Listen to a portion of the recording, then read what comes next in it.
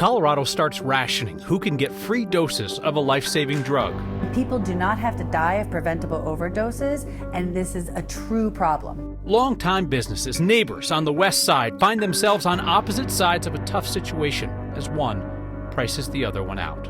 We've solved the mystery of Denver's random Eiffel Tower in a dirt lot, and our favorite Friday tradition rolls on. Pure joy from some of your neighbors to end our week on an up note, because this is next.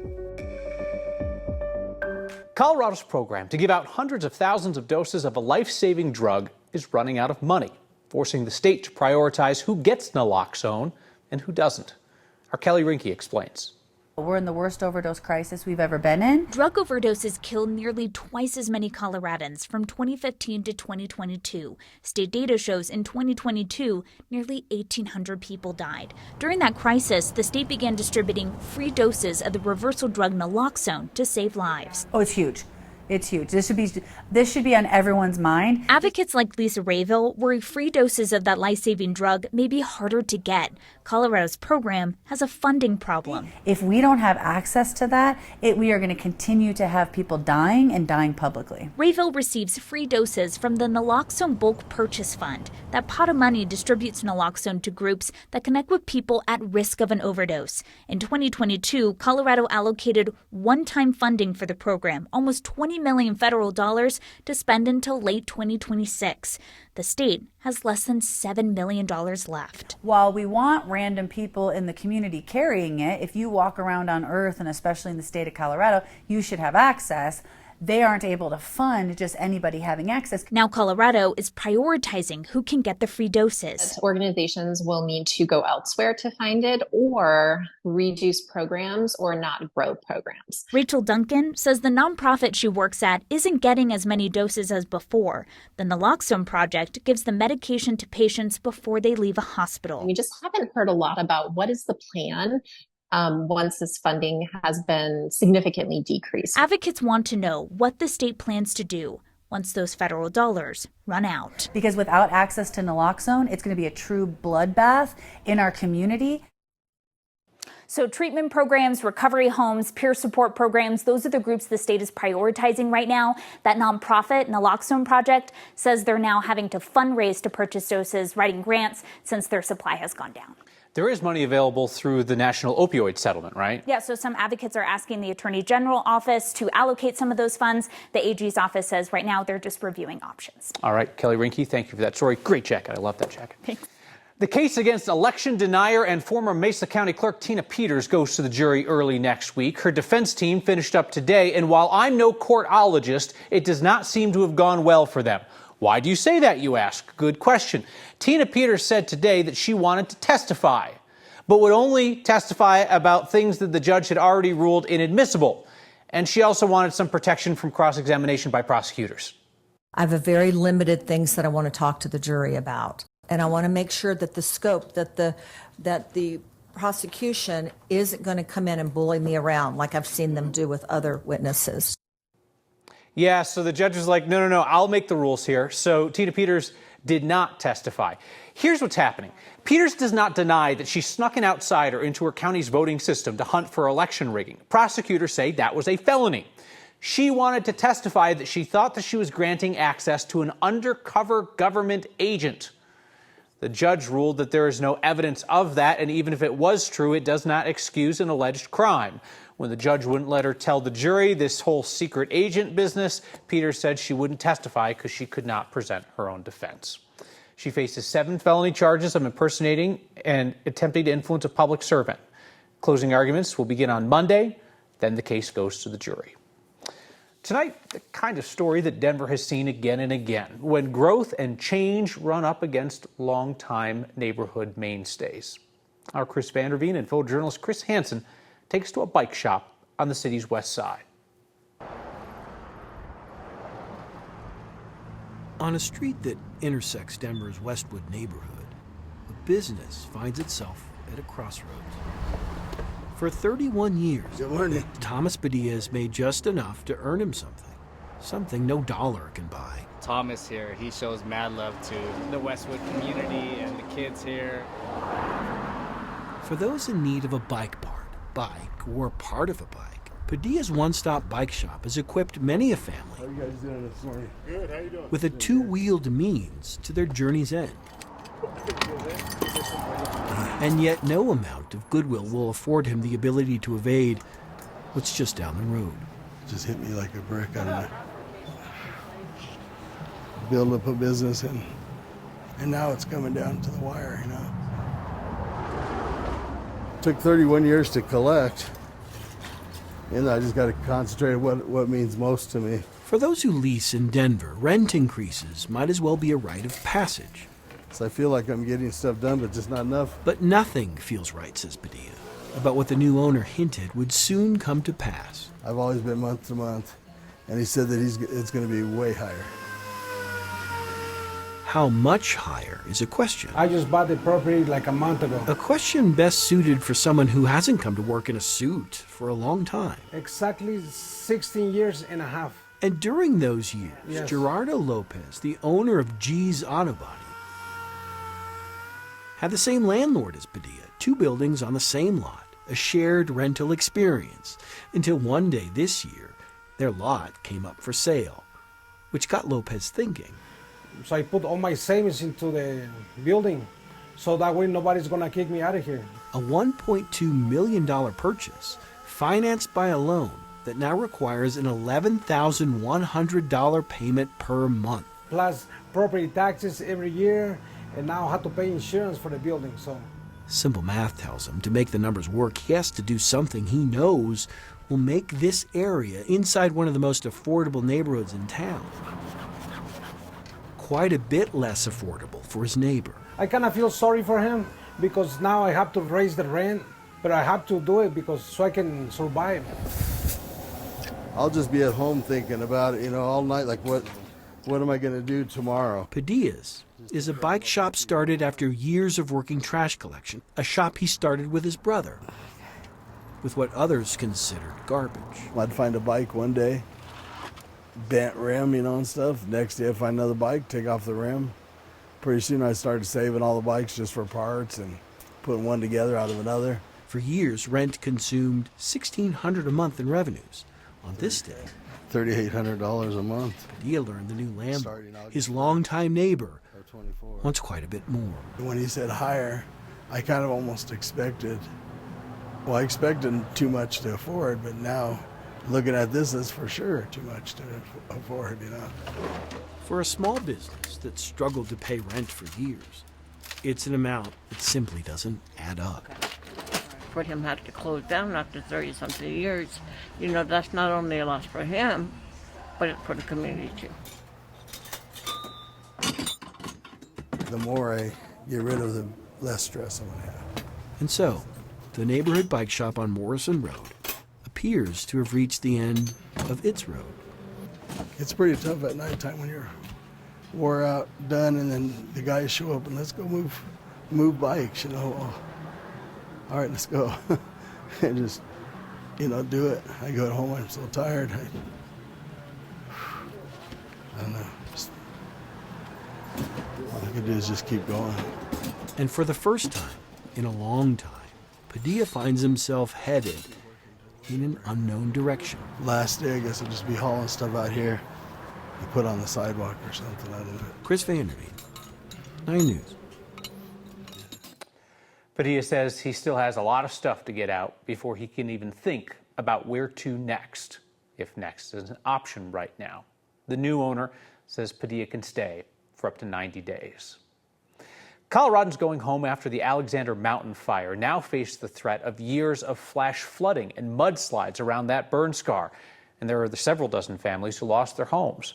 The Northern Colorado Disaster Recovery Fund will be there for them, short and long term. This week's Word of Thanks microgiving campaign is helping to launch that new community effort. It's a way for our donations for disaster recovery to stay local, to help the Coloradans impacted by the Alexander Mountain fire and future natural disasters in northern Colorado. This new fund is a project of the longtime nonprofit Community Foundation of Northern Colorado. They are known, trusted, embedded in that community. They're not taking any fees or overhead out of our donations. So first up, they're ready to help these families impacted by the latest fire, including the dozens who lost homes. Then they'll pivot to helping to restore the watershed and do reforestation work, which we know those things are key to preventing deadly floods in the years to come. And then the fund will be ready to help our neighbors in northern Colorado tackle whatever comes their way next in terms of a natural disaster. Scan the QR code on your screen or text the word thanks to 303-871-1491 to get that link to join me and a bunch of other Coloradans in donating. More than 3,000 of you have signed up to simplify your giving and get fewer emails by making a monthly donation to the Word of Thanks Fund. And it's meant that we've started your recent micro-giving campaigns with $22,000 in donations each week. That's a ton. Use that same QR code or text to get there. I played on it when I was little. My brother and I played on it when Dad wasn't watching. You have helped us solve the mystery of Denver's Eiffel Tower. And we end the week the way we always do, with pure goodness fresh out of the lives of our neighbors. Next.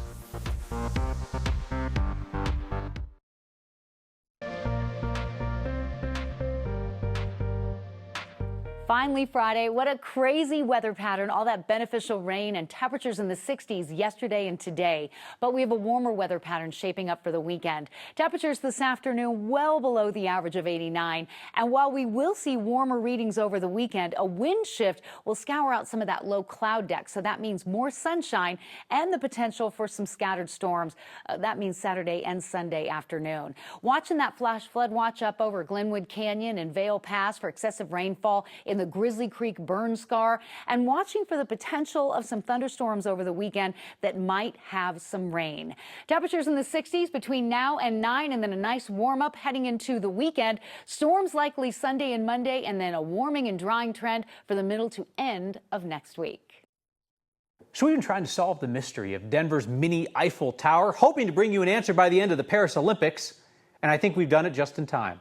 So our Marshall Zellingers told us about the replica of the famous landmark that just sits in a dirt lot outside the Mission Ballroom in Rhino. With an assist from several of you who wrote in from home, now we know how it got there. We did not have to wait long to learn the history of the Eiffel Tower outside Mission Ballroom. I played on it when I was little. My brother and I played on it when Dad wasn't watching. Heidi Waite's dad was in that news clipping. Renee Hartman posing in front of an Eiffel Tower outside Salon Renee. He had the Eiffel Tower built and put in the front of the shop. The shop was his salon at 1st and Cook Street in Cherry Creek, where today the Eiffel Tower would barely stand out among the glass and glitz. Here's pictures of the salon. It was very European style, so the Eiffel Tower kind of fits in with the European style. Heidi's dad had the tower built ahead of the salon's March 1964 opening, but that news clipping gives us a hint into what happened next. Hey, want to buy an Eiffel Tower? Renee's got a great deal. At that time, by then, nobody wanted an Eiffel Tower, and it was expensive to move. The 2,400-pound, 25-foot-tall Parisian prop that Renee told the paper cost him $5,000 eventually was listed for $500. Though Renee told the paper when he was seeking more money, he had interest from Elitch's, a car dealer, 3 homeowners, and a French cattle company. So what really happened to it? This July 1985 Aspen Daily News article tells the story of an Eiffel Tower owned by Roger Radke, who ran a business renting props and decorations, including the Eiffel Tower replica custom-built by Renee Hartman. That prop rental business used to have a location near the elevated section of I-25, where the Eiffel Tower was caught posing in this photo uploaded to Google Maps. The prop rental business then had a warehouse near 41st and Brighton Boulevard, where the tower was stored, until the business closed in 2020. Then the warehouse was bulldozed, leaving behind a damaged, yet still standing, Eiffel Tower. I often thought, wonder whatever happened to it. And there it is, sitting in an empty lot.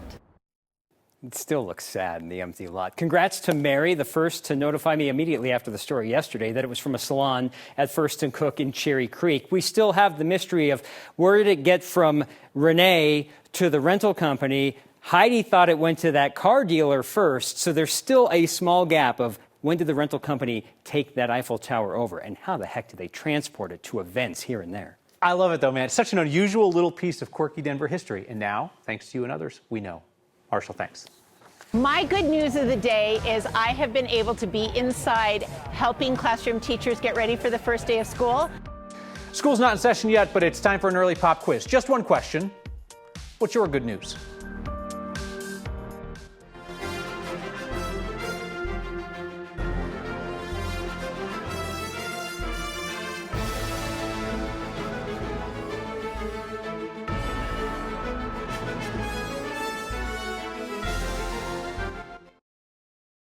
Denver Public Schools will open their doors for the school year in just over a week. Students will come back to cleaned up campuses thanks to some last-minute work from community volunteers who are more than happy to answer our favorite Friday question. What's your good news? My good news of the day is that we're here at Ashley Elementary School, giving back to the community. Today is Denver Public Schools Foundation's Back to Class Bash. I'm Sarah Hazel. I'm the president and CEO of the Denver Public Schools Foundation. And my good news of the day is today the Denver Public Schools Foundation has 150 volunteers at 3 different schools preparing our schools for the return of our students in just a few weeks. I'm a DPS parent myself. I got 3 kids in the system and always take the opportunity to give back. We've got some people painting, they're mulching, they're picking up weeds and picking up trash and just making the place look shiny and beautiful. We're replacing all of the plant beds, we're weeding, we're cleaning up some of the garden area. Our good news today, our interns have been running a program all summer to collect school supplies. So today we donated over 7,500 school items to Denver Public Schools as well as a $5,000 check. My good news of the day is I have been able to be inside helping classroom teachers get ready for the first day of school. First day of school is exciting, it's nerve-wracking, it's all of those emotions, and being able to come in and see, oh wow, this is a beautiful space to be able to come to school is pretty special. I've moved some furniture, I've created bulletin boards, I've cleaned desks and got little name plates on. We love having a bright, shiny new playground for them to jump on and play on and get as messy as they want right away so that then when they're going into their classrooms, they're there ready to learn and thrive. We're back with your feedback and the sadly dwindling hopes of Albania Mania next. So it all comes down to this weekend. Albania, our adopted Olympic underdog, has one more chance to win their first ever medal. Now, the good news is they've saved the best for last. Their final chance to leave Paris was something other than zeros across the board. Wrestler Chermin Valiev made it all the way to the quarterfinals, but ultimately fell short of a medal today. So it all comes down to Albania's last of 8 athletes to compete, wrestler Islam Dudiev. He's the reigning European champion, so this dude, or Dudiev, or whatever you want to say, he has a legit shot. He's in the 65-kilogram weight class of wrestlers, if you don't count the crushing weight of an entire country's Olympic hopes and dreams. His first match is tomorrow at 4 a.m. our time against somebody from Samoa. So I'm thinking all of us Albaniacs in Colorado need to tune in wearing our Albania t-shirts for good luck. I'm not the only one who got a t-shirt, am I? I was the only one who got a t-shirt. All right, feedback tonight from Jonathan, who says, wonderful to see the community and the DPS Foundation supporting Ashley Elementary, where I started my career in education as a 5th grade teacher in 1997. I love that message for a lot of reasons. One, because my parents are both public school teachers, and you'll never forget where you started your educational journey. I bet your students remember as well. Go Albania. See you next time.